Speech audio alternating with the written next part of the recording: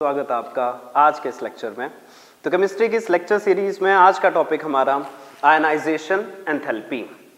Ionization enthalpy के बारे में जानेंगे, इससे रिलेटेड क्वेश्चंस का एक ओवरव्यू लेंगे कि किस तरह के क्वेश्चंस आयनाइजेशन एंथैल्पी से हमें हमारे एग्जामिनेशंस में रह सकते हैं। तो सबसे पहला सवाल कि आयनाइजेशन एंथैल्पी है क्या। देखिए, इसके वर्ड में है एंथैल्पी। एंथैल्पी मीन्स एनर्जी, तो एक प्रकार की एनर्जी है।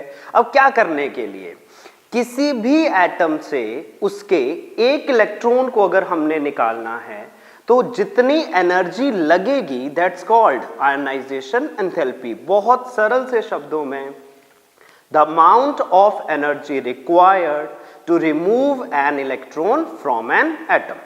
ठीक है जी। अब पहली बात, एनर्जी रिक्वायर्ड है, हमें देनी पड़ेगी, क्योंकि हमने बात को समझा है कैसे कि हर एटम का न्यूक्लियस जो है वो अपने इलेक्ट्रॉन्स को अपने से बांधे रखता है। एक न्यूक्लियर फोर्स ऑफ अट्रैक्शन होती है जो वो इसको अपने आप से, इन इलेक्ट्रॉन्स को अपने आप से बांध के रखेगा। हम चाहते हैं कि न्यूक्लियस से जो सबसे बाहर वाला इलेक्ट्रॉन है, जो हमारा आउटर मोस्ट इलेक्ट्रॉन है, वो बाहर निकल जाए।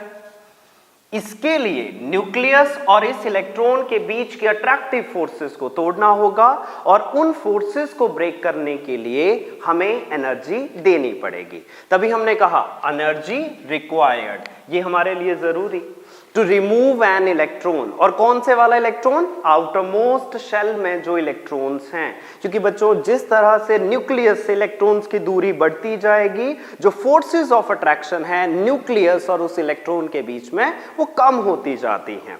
अब आते हैं, जैसे इसको हम किस तरह से रिप्रेजेंट करेंगे। हमारे पास मान लीजिए कोई एटम है M, हमने M को कन्वर्ट कर दिया, उससे एक इलेक्ट्रॉन निकाल लिया, minus electron, so it gets converted to M positive. लेकिन ये काम कब होगा, कौन सा एटम कब अपने इलेक्ट्रॉन को लूज करेगा, इसमें हमारी बात रहेगी it is the property of an isolated atom. बोलने का मतलब वो एटम बिल्कुल अकेला होना चाहिए और कौन सी स्टेट में होना चाहिए, it need to be in its gaseous state. तो इस बात को आप जरूर याद रखें कि ionisation enthalpy is the property of an isolated atom in gaseous state. हम यहां इसकी स्टेट मेंशन करेंगे, दैट इज गैसियस। M से M पॉजिटिव बना गैसियस स्टेट में, प्लस इलेक्ट्रॉन, एक इलेक्ट्रॉन इसने लूज कर दिया। और ये सब काम करने के लिए हमें एनर्जी रिक्वायर्ड है, मतलब हमें एनर्जी देनी पड़ेगी। सो हम कहेंगे ionisation enthalpy is equal to plus x kilo joule पर मोल। किलो जूल पर मोल इज इट्स यूनिट्स। तो हमें यहां से आयनाइजेशन एंथैल्पी का एक आइडिया मिल जाता है। आइए इसके बाद बात करते हैं फैक्टर्स अफेक्टिंग आयनाइजेशन एंथैल्पी। कौन से फैक्टर्स हैं जो आयनाइजेशन एंथैल्पी को अफेक्ट करेंगे।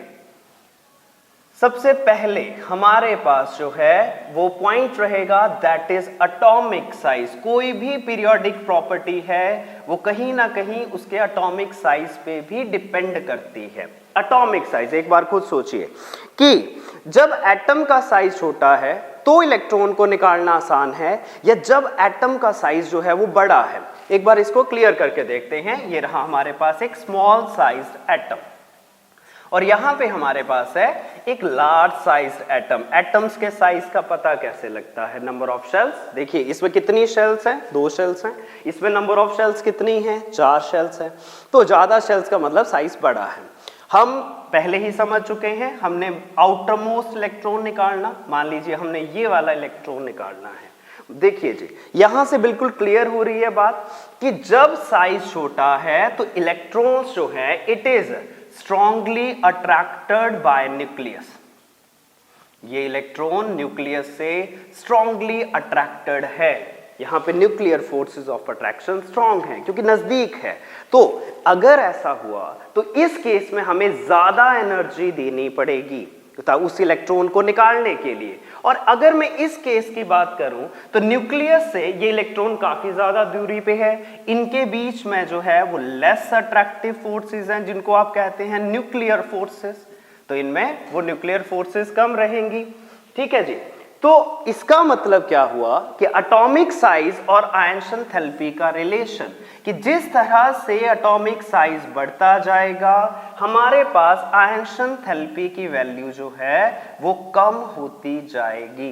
These two are inversely proportional to each other. एक बार फिर रिकैप कर लें कि साइज छोटा है, इलेक्ट्रॉन न्यूक्लियस के क्लोज है, अट्रैक्टिव फोर्सेस ज्यादा हैं, तो हमें ज्यादा एनर्जी देनी पड़ेगी उन फोर्सेस को ब्रेक करने के लिए। साइज बढ़ेगा उससे क्या होगा, न्यूक्लियस और इलेक्ट्रॉन के बीच के अट्रैक्टिव फोर्सेस भी जो हैं वो क्या हो जाएंगी, वीक हो जाएंगी, और ऐसे केस में आप उसको जो है थोड़ी सी एनर्जी देके निकाल लेंगे। इसी पॉइंट से हम डिस्कस कर सकते हैं trend of ionisation enthalpy in periodic table along the period और डाउन द ग्रुप। चलिए जी, मुझे बताएंगे कि अलोंग द पीरियड हमारे पास एटॉमिक साइज का क्या ट्रेंड है। पहले एटॉमिक साइज का ट्रेंड, क्योंकि रिलेशन हम पढ़ चुके हैं, तो उस रिलेशन की मदद से हम आयंशन एंथैल्पी का भी ट्रेंड निकाल सकते हैं।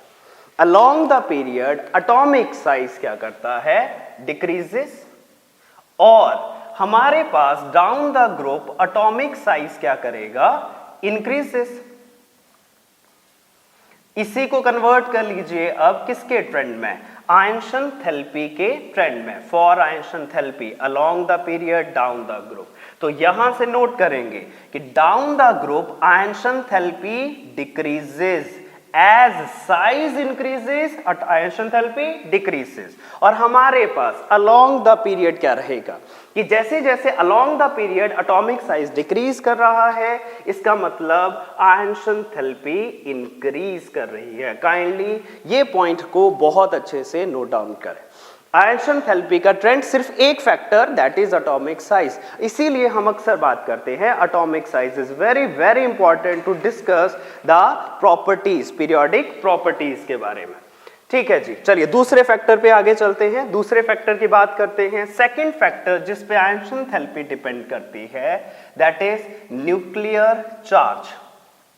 Nuclear charge means charge on the nucleus. कैसा चार्ज, पॉजिटिव चार्ज है, अट्रैक्टिव फोर्सेस को रिप्रेजेंट करता है। सो इसका मतलब क्या हुआ कि न्यूक्लियर चार्ज अगर ज्यादा है तो एटम और न्यूक्लियस के बीच में फोर्सेस ऑफ अट्रैक्शन भी क्या होंगी, ज्यादा होंगी। तो आयंशन एंथैल्पी भी इस केस में क्या लगेगी, ज्यादा आयंशन एंथैल्पी की जरूरत है। नोट करें, nuclear charge is directly proportional, या फिर we will say that ionisation enthalpy is directly proportional to nuclear charge. तो ये हमारे पास इसमें दूसरा फैक्टर रहेगा, that is ionisation enthalpy is directly proportional to nuclear charge. ठीक है जी, सो यहां से भी हमारा क्वेश्चन बन जाता है।